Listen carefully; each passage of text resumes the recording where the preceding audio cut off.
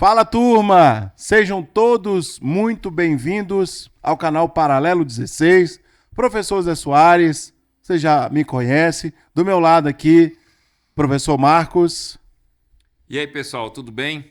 A todos os seguidores do canal, quem segue, quem não segue, que ainda vai seguir, sejam todos bem-vindos ao Paralelo 16 e mais um podcast sobre assuntos relevantes e interessantes da nossa história, geografia, filosofia, ciências humanas em geral. Tudo junto e misturado. Hoje, dois episódios aí de um assunto bastante relevante, bastante importante. Só que antes, vamos lá na nossa produção, vamos dar moral para a nossa produção, o pessoal aqui do Arena Broadcast que está possibilitando que o nosso projeto ele seja continuado. Produção, roda a vinheta, por favor.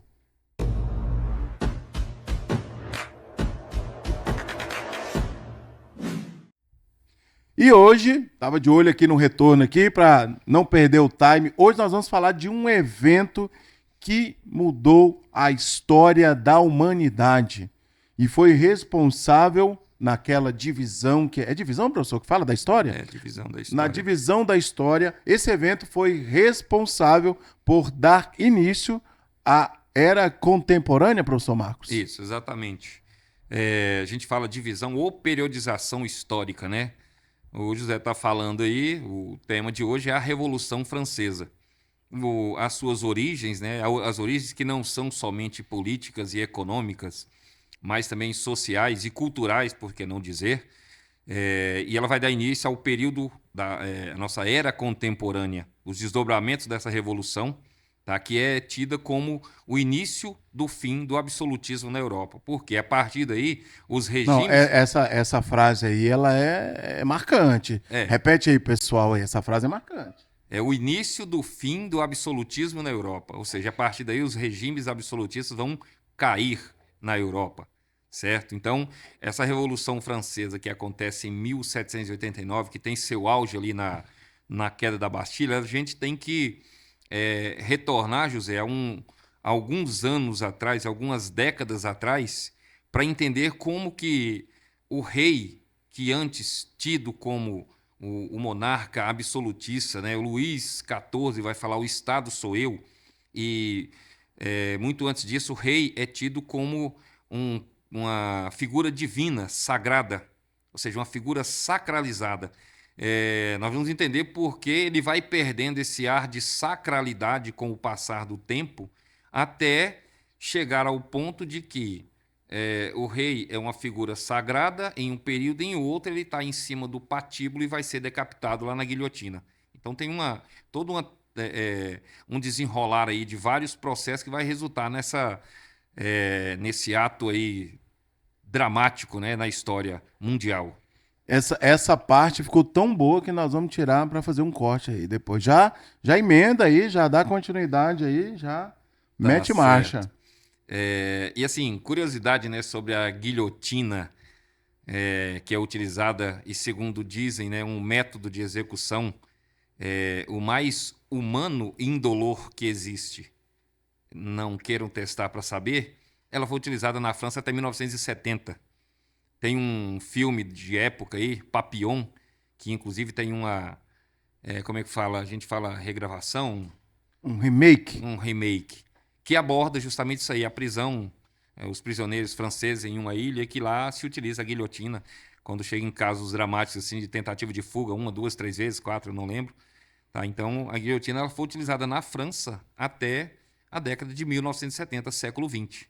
Tá? Mas, voltando aí à questão da dessacralização do rei, o que acontece? Ali já lá nos anos 1730, nós estamos falando aí de quase 60 anos antes da Revolução Francesa, do 14 de julho, né, de 1789, a queda da Bastilha. Esse rei ele vai perdendo a sua aura de sagrado. A França passa por diversas crises, né, de abastecimento, crises alimentares, falta de comida, e a gente já comentou isso aqui em outro episódio, outro podcast. A população, o povo aceita qualquer coisa do governante, aceita a corrupção, aceita a violência, inclusive, aceita um regime ditatorial, mas não aceita a fome. E com o passar do tempo, esse rei vai perdendo essa aura de sagrado, por quê? Porque ele não é mais tido como uma pessoa de confiança que não consegue governar o seu povo. E aí começa a surgir em Paris, ali por volta dos anos 1730, 1740, os chamados panfletos marginais, ou seja, publicações que circulam pela noite, pelo submundo, pelos cabarés da França e que fazem piada, chacota com a figura do rei, seja com a sua aparência física, ou seja pelo seu excesso pela excentricidade ou a sua comilança. Então, qualquer característica do rei era aproveitada aí para fazer uma chacota, uma piada. Então, você vê aí que eles vão perdendo o respeito com essa figura real. Aquela coisa da teoria dos direitos divinos dos reis, em que o rei é um representante direto de Deus, ele foi escolhido, teoria do Jean Bodin, século XVII, um teórico francês, ela vai sendo aos poucos desconstruída. Então veja que, com o passar do tempo, esse rei, esse monarca, vai perdendo essa áurea de sagrado e vai resultar na queda do absolutismo e, consequentemente, desdobramento disso aí, o surgimento de regimes republicanos na Europa, José. Então, existia por parte da população uma insatisfação, né? Você disse aí sobre o quadro de fome, de desigualdade, violência, um Estado muito opressor, né? E aí, Marcos, se você puder comentar com a gente aqui, pra gente, pessoal que está nos assistindo, sobre a divisão de classes, né, que existia nessa França aí, como é que funcionava essa questão? Aquela divisão clássica que todo mundo já viu aí no ensino médio, né? A pirâmide social, onde você vai ter lá no topo o clero, a nobreza, primeiro e segundo estado, né? E que a gente tem aí, a gente não fala classes sociais, mas sim estamentos, né? Estados. O clero e a nobreza, que são os grandes beneficiados nesse regime, nesse período. E abaixo você tem o terceiro estado, que aí engloba todo mundo. Baixa burguesia, comerciantes, agricultores, servos, vilões, tudo que você pensar. Quem não tem privilégio dentro da França nesse período é colocado no terceiro estado. Por quê? Esse terceiro estado, que vai ser a base da pirâmide, é quem sustenta, são eles que sustentam as regalias, tá? E a boa vida do primeiro e segundo estado, do clero e da nobreza. Ou seja, festas, viagens, comida, roupa, tudo é pago pelo terceiro estado. Tá? Você tem, inclusive, a corte francesa sendo utilizada como cabide de empregos. O rei ali, lembra que a gente está falando já, se aproximando ali dos 1780, já num contexto do que está acontecendo na Inglaterra, a Revolução Industrial já está se desdobrando, né? Assunto de outro episódio nosso aí.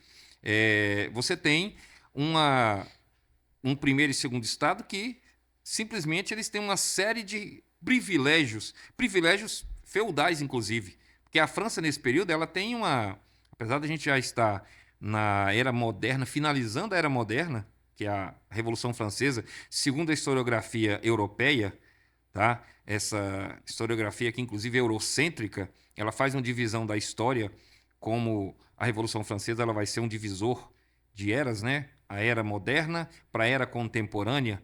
Inclusive, tem alguns historiadores franceses que alegam que esse período da França pré-revolucionária ela pode ser chamada de uma longa Idade Média.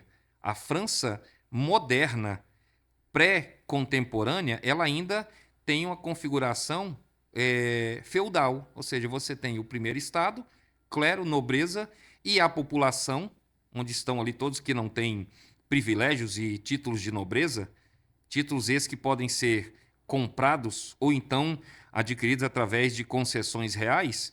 Quem não tem esses títulos, quem não tem os privilégios, eles são classificados como terceiro estado. Então você tem uma França feudal. Principalmente, a gente está no desdobramento aí da Revolução Industrial. A França tem um pequeno, está ali no início, um surto de industrialização, mas a economia gira em torno de quê? Da terra.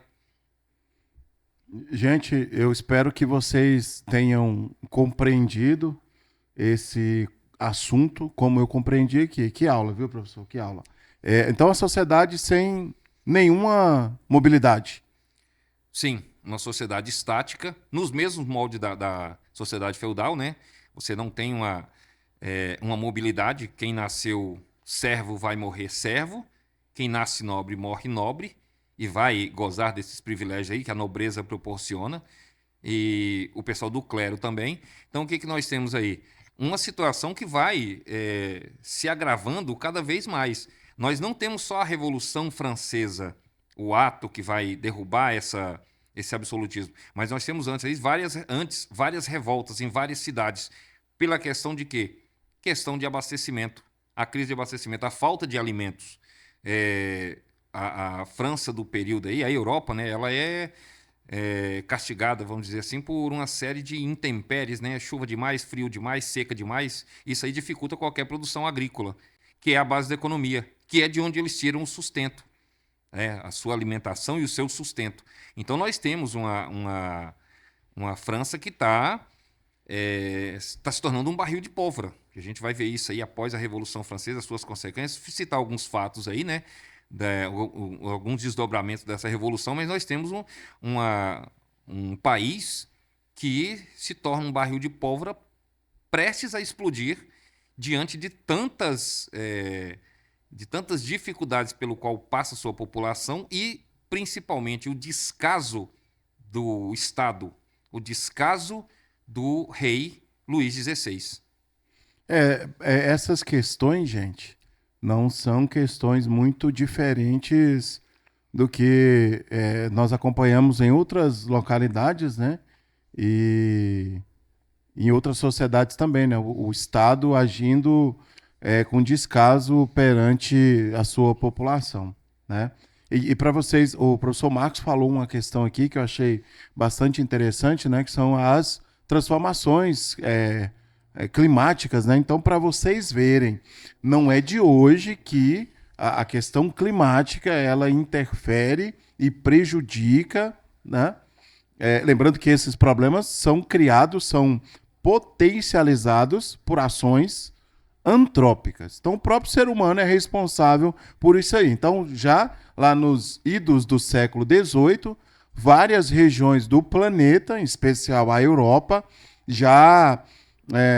várias regiões já sofriam com essas questões de mudanças, de alterações climáticas. Então, a França, professor, estava em ebulição, podemos afirmar. Sim, sim. Isso? O Ancien Régime, o antigo regime, como assim ele é chamado, ele é uma coisa datada, já está ultrapassada, certo? Enquanto aí, citei para vocês, o mundo já percebe os desdobramentos da Revolução Industrial, a França ainda está muito atrasada em relação a isso. Uma outra comparação que a gente pode fazer, nessa coisa de regimes e modelos econômicos ultrapassados, por exemplo, o antigo sistema colonial aqui na América, né? Na América Portuguesa. Esse sistema de exploração da colônia pela metrópole, ele vai se colocando, ele vai cada vez mais apresentando sinais de desgastes. E não é diferente com o absolutismo na Europa. Porque enquanto você tem a industrialização, o processo de revolução industrial, industrialização do mundo que está acontecendo, primeiro na Inglaterra, depois, aí posteriormente, né, na Europa, industrialização,